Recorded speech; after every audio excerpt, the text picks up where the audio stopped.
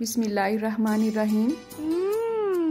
Tasty. Chocolate चाहे white हो, brown या डार्क ब्राउन, किसी भी फॉर्म में हो, सबको ही अच्छी लगती है। आज की इस वीडियो में मैं आपसे वाइट चॉकलेट की रेसिपी भी शेयर करूंगी और वीडियो के एंड पे इसका ऑनेस्ट रिव्यू भी आपको मिलेगा, क्योंकि इससे मिलती जुलती बहुत सी रेसिपीज आपको यूट्यूब पे देखने को मिलेंगी जो देखने में तो बिल्कुल परफेक्ट लग रही होती हैं, लेकिन असल में उसका टेस्ट पैकेट वाली वाइट चॉकलेट से कितना डिफरेंट है ये कोई भी नहीं बताता है। लेकिन मैं आपको रेसिपी भी बताऊंगी, इसका टेस्ट भी बताऊंगी और साथ ही साथ रेसिपी में मुझसे क्या मिस्टेक्स हुई वो भी साथ साथ डिस्कस करेंगे। तो चलें अपना टाइम वेस्ट किए बगैर अपनी वीडियो स्टार्ट करते हैं।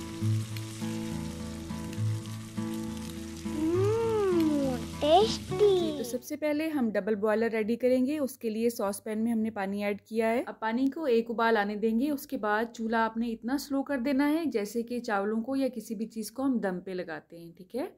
असल में डबल बॉयलर का मकसद ये होता है कि चीज़ को हम अच्छी तरह से मेल्ट कर लें, लेकिन डायरेक्ट उसे आग पर गर्म मत करें। इस तरह से जिस भी चीज़ को हम मेल्ट करते हैं वो मेल्ट आसानी से हो जाती है और जलती भी नहीं है। तो इसके ऊपर या तो कोई आप शीशे का बर्तन रख दें या फिर स्टील का। मैं स्टील का ही हमेशा रेफ़र करूँगी आपको, क्योंकि अमूमन घरों में हीट रेजिस्टेंस बाउल नहीं होते हैं शीशे के, और अगर आप आम बाउल रखेंगे तो वो टूट जाएगा। अब इसमें हमने कोकोनट ऑयल ऐड किया है और ये है आधा कप। जैसे ही अच्छी तरह से ये मेल्ट हो जाएगा तो उसके बाद हम इसमें आइसिंग शुगर ऐड करेंगे, और आइसिंग शुगर 1/4 कप के हिसाब से इसमें ऐड करेंगे। इसको अच्छी तरह से हमने इसमें मिक्स करना है यहाँ तक कि इसमें कोई भी गुठली बाकी ना रहे।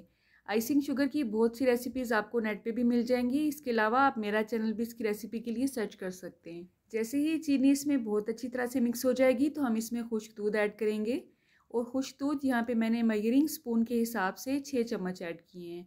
6 चम्मच टेबल स्पून है, टीस्पून नहीं है, ठीक है। इसे हम थोड़ा थोड़ा सा करके ऐड करेंगे ताकि इसमें गुठली बनने का चांस ही ख़त्म हो जाए। तो 3 पोर्शन में मैं इसे ऐड करूँगी, आपको जैसे आसानी लगे आप इसमें ऐड कर सकते हैं। इस सारे प्रोसेस में आपको मुश्किल से 5 से 7 मिनट ही लगेंगे और तमाम चीज़ें अच्छी तरह से यकजा हो जाएंगी। मिक्सिंग के बाद आप देख सकते हैं ये रनी कंडीशन में है और ये ऐसा ही होना चाहिए। इसे बहुत ज़्यादा थिक नहीं करना है आपने, ठीक है। अब हम चूल्हा बंद कर लेंगे और इसे चूल्हे से उतार लेंगे। अब इस पॉइंट पे हमने वनीला एसेंस ऐड करना है। वनीला एसेंस यहाँ पे मैंने 1 टीस्पून लिया था और ये मेरी बहुत बड़ी मिस्टेक थी, तो आपने 1 टीस्पून इसमें ऐड नहीं करना है, बल्कि 2 से 3 ड्रॉप्स ही ऐड करने हैं।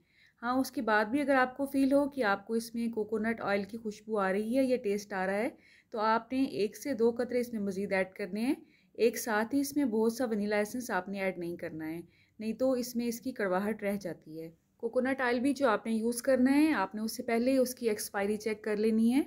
उसका टेस्ट मुकम्मल तौर पे ठीक होना चाहिए। अगर ज़रा सा भी उसका टेस्ट ख़राब होगा तो आपकी सारी रेसिपी ख़राब हो जाएगी। बहुत सी ऐसी रेसिपीज़ भी आपको नेट पे मिलेंगी जो कि कोकोनट ऑयल की बजाय देसी घी इस्तेमाल कर रहे होते हैं, तो वो भी मुकम्मल तौर पे गलत रेसिपी है, क्योंकि देसी घी का टेस्ट आप जो मर्ज़ी कर लें रहता ही है, चाहे आप उसमें वनीला एसेंस ऐड करें या इलायची पाउडर ऐड करें, तो वो वाइट चॉकलेट नहीं रहती है, कुछ और ही बन जाता है। वनीला एसेंस को इसमें अच्छी तरह से मिक्स करने के बाद हम इसे मोल्ड में शिफ्ट कर लेंगे। यहाँ पे मेरे पास सिलिकॉन मोल्ड है, बहुत इजीली ऑनलाइन आपको मिल जाएंगे। अगर आपके पास ये नहीं है तो बर्फ़ जमाने वाली जो टुकड़ियाँ या आइस क्यूब की जो ट्रे होती है उसे भी आप इस मकसद के लिए इस्तेमाल कर सकते हैं, लेकिन उसके लिए आपको इसे ग्रीस करना होगा। उसके बाद आप इसमें अमेज़ा शिफ्ट करें, ठीक है। लेकिन इन सिलिकॉन मोल्ड्स को आपको ग्रीस करने की बिल्कुल भी ज़रूरत नहीं पड़ती है, बहुत आसानी से इसमें आप जो चीज़ भी जमाते हैं वो निकल आती है। तो 2 घंटे के लिए आप इसे फ्रिज में रख दें। अगर आपको ज़्यादा जल्दी है तो 1 घंटे के लिए आप इसे फ्रीज़र में रख दें और इनकी बहुत अच्छी सी शेप बन जाती है। आप देख सकते हैं बहुत ही आसानी के साथ ये इस मोल्ड से निकली हैं और इसकी बहुत ही अच्छी शेप आई है अल्हम्दुलिल्लाह।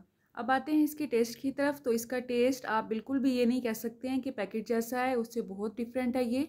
लेकिन आपको नेट पे सारी ऐसी ही रेसिपीज़ मिलेंगी, इससे डिफरेंट कोई रेसिपी भी नहीं मिलेगी। तो अगर आपने ये रेसिपी ट्राई करनी है तो जो अमेज़ा मैंने आपसे शेयर किया है उसको आपने हाफ करके ट्राई करना है, ताकि खुदा ना खास्ता अगर आपकी रेसिपी ख़राब होती है तो कम चीज़ें ज़ाया हों, और अगर रेसिपी बिल्कुल ठीक बनेंगी तो उसकी खुशी ही अलग होती है, राइट। तो अगर आज की ये वीडियो और रिव्यू आपको अच्छा लगा तो आपने मुझे कमेंट ज़रूर करना है, ठीक है। अल्लाह आप सबका दस्तरखान सजाए रखे और हम सबको सेहत और ईमान का रिज़्क़ अता फरमाए। अल्लाह हम सब के रिस्क में कसरत, बरकत और आसानी अता फरमाए। रुके सुने, जाने से पहले वीडियो को लाइक कर दें, अच्छी लगी तो शेयर कर दें और सब्सक्राइब करने के बाद बेल का आइकन भी जरूर प्रेस करें। जज़ाकल्लाह। मेरी नेक्स्ट वीडियो तक अल्लाह हाफ़िज़।